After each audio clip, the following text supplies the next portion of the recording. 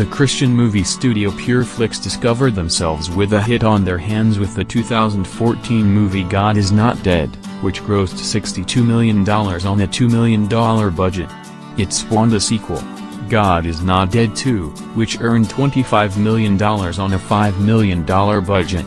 And obviously they're hoping box office victory will hit again with the third movie in the franchise, God Is Not Dead, A Light in the Darkness, the debut effort of writer/director Michael Mason.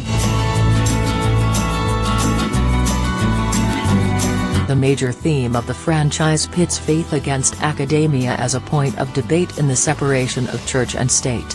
In A Light in the Darkness, Pastor Dave is back, as the hero this time. He is played by Dave A.R. White, actor, filmmaker and one of the co-founders of Pureflix.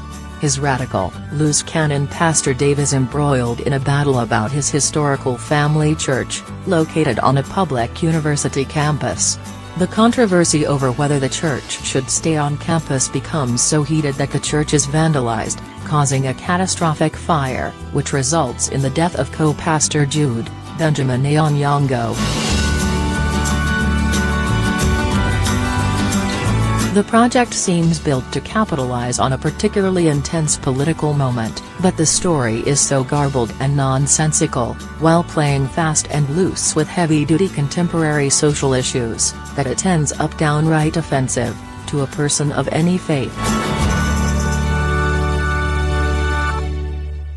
The dopey Pastor Dave isn't exactly a galvanizing representation of Christianity.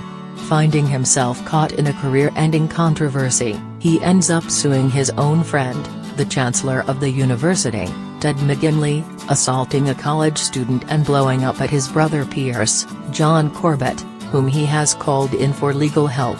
He is a complete mess, and it's never clear why we're supposed to find this mop-topped pastor in any way inspiring, because the film never makes it clear what he's actually good at. Ostensibly, the story seems intended to offer a backdrop for a debate about the role of Christian faith in today's political climate. One character declares that Jesus was the ultimate social justice warrior, but it is riddled with provably dangerous logical fallacies. There's the seriously questionable notion that ranting Facebook commenters just might have a valid point.